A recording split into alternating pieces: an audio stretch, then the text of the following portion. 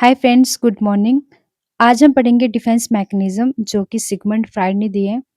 इस टॉपिक से HV TET में हर साल एक दो क्वेश्चन देखने को मिलते हैं और ये जो टॉपिक है ये कंसेप्ट बेस्ड है। अगर आपका कंसेप्ट क्लियर नहीं होगा तो आप इस टॉपिक से रिलेटेड जो क्वेश्चन होंगे उनको सॉल्व नहीं कर पाएंगे। तो आज हम डिटेल में जितने भी डिफेंस मैकेनिज्म सिगमंड फ्राइड ने दिए है उसके बारे में पढ़ेंगे। सिगमंड फ्राइड ने साइको एनालिटिक थ्योरी दी है जिसे हिंदी में बोलते हैं मनोविश्लेषणात्मक सिद्धांत। और इस थ्योरी में उन्होंने बात की थी conscious, unconscious and subconscious mind के बारे में। इसके साथ ही उन्होंने डिफेंस मैकेनिज्म के बारे में भी बात की थी। सबसे पहले हम समझते हैं कि डिफेंस मैकेनिज्म क्या है। तो डिफेंस मैकेनिज्म का अर्थ है वे मानसिक प्रक्रियाएं जिनका उपयोग हमारा दिमाग अनजाने में चिंता और तनाव से बचने के लिए करता है। इजी लैंग्वेज में समझे तो जो हमारा माइंड है वो हमें चिंता और तनाव से बचाने के लिए कुछ टेक्निक्स को फॉलो करता है जिनके बारे में बात जो है वो सिगमंड फ्राइड ने की है। सो डिफेंस मैकेनिज्म को टू पार्ट में डिवाइड किया गया है। फर्स्ट है डायरेक्ट मेथड एंड सेकंड है इनडायरेक्ट मेथड। डायरेक्ट मेथड में क्या आता है? डायरेक्ट मेथड तनाव को कम करने के वे प्रत्यक्ष उपाय हैं जिन्हें व्यक्ति चेतन रूप में अपनाता है। मतलब कि हम अपने स्ट्रेस को कम करने के लिए उसी टाइम जो है वो कुछ ना कुछ उपाय ढूँढ लेते हैं। जैसे अगर हमें स्ट्रेस हो रहा है तो हम बुक पढ़ लेंगे या गेम खेल लेंगे या किसी और इंसान से बात कर लेंगे, तो हम कुछ ना कुछ जो है वो उपाय ढूँढ लेते हैं। इनडायरेक्ट मेथड में क्या आएगा? इनडायरेक्ट मेथड वे मेथड है जिन्हें हम अचेतन रूप में अपनाते हैं। मतलब कि हमें पता नहीं लगता है बट हम अपने स्ट्रेस को कम करने के लिए वो चीज़ कर रहे होते हैं। तो इनडायरेक्ट मेथड में सिगमंड फ्राइड ने 12 टाइप के जो है वो डिफेंस मैकेनिज्म बताए हैं। सबसे पहले है रेशनलाइजेशन, सेकंड है रिप्रेशन, थर्ड सप्रेशन, फोर्थ है कंपनसेशन, फिफ्थ है आइडेंटिफिकेशन, उसके बाद displacement, regression, sublimation, projection, Daniel, day dreaming and reaction formation. अब इन सभी को हम डिटेल में देख लेते हैं कि किसका क्या मीनिंग है। तो सबसे पहले आता है रेशनलाइजेशन, जिसे हिंदी में बोलते हैं तर्क संगति।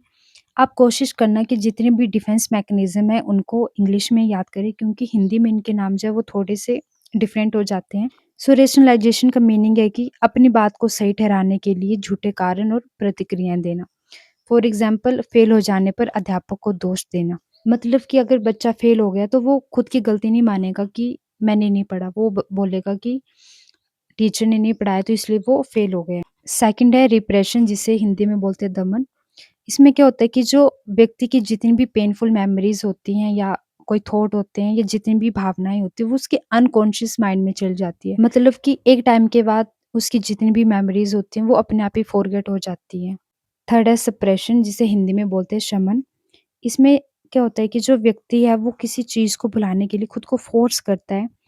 फॉर एग्जाम्पल, अगर हमारे पास्ट की कुछ ऐसी चीज़ है या ऐसी मेमोरी है जो हमें बहुत ही पेन देती है, तो हम क्या करते हैं कि हम चाहते हैं कि वो चीज़ हमें दोबारा याद ना आए, तो हम खुद को फ़ोर्स करते हैं कि वो चीज़ जो है वो उसे हम अपने माइंड से निकाल दें। तो ये था सप्रेशन। इसके बाद नेक्स्ट है कंपनसेशन। कंपनसेशन में क्या होता है कि अगर हम किसी एक काम को अच्छे से नहीं कर पाए, तो हम उसके लेवल का कोई दूसरा काम कर लेंगे। इससे क्या होगा कि हमें जो है वो सेम लेवल की हैप्पीनेस मिलेगी। फॉर एग्जाम्पल, अगर हम सेंटर में टीचर बनना चाहते हैं लेकिन हम नहीं बन पाए तो हम स्टेट में टीचर बन के भी खुश होंगे और हमें उसी लेवल की जो है वो हैप्पीनेस मिलेगी। या हम आईएएस बनना चाहते थे लेकिन नहीं बन पाए तो हम एचएस बन के भी खुश हो जाएंगे। नेक्स्ट है आइडेंटिफिकेशन, जिसे हिंदी में बोलते हैं आत्मीकरण। इसमें जो व्यक्ति है वो किसी दूसरे व्यक्ति से प्रभावित होकर उसकी तरह बनना चाहता है। जैसे सलमान खान को देखकर सभी लड़के सोचेंगे कि हमें भी सलमान खान की तरह बॉडी बनानी है, तो वो उनकी तरह बॉडी बनाना शुरू कर देंगे।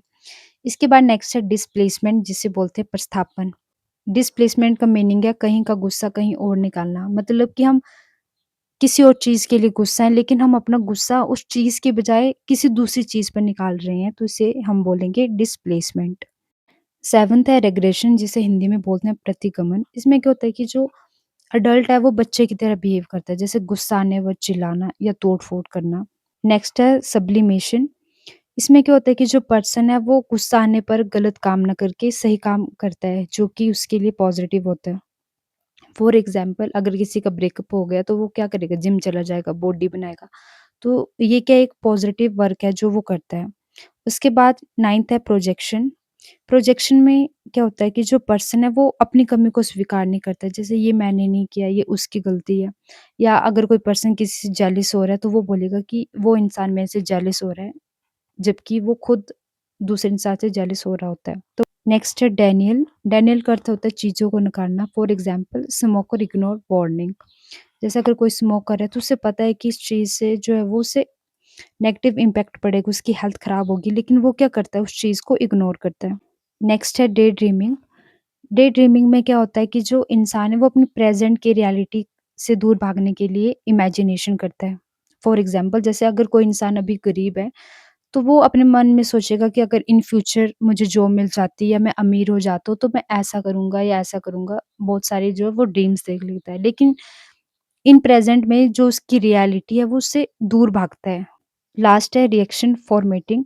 इसका मीनिंग होता है feeling opposite to one true feeling. मतलब कि जो हमारी ट्रू फीलिंग है हम उसके अपोजिट बिहेव करते हैं। अगर हम दुखी हैं तो हम प्रिटेंड करते हैं कि हम बहुत खुश हैं।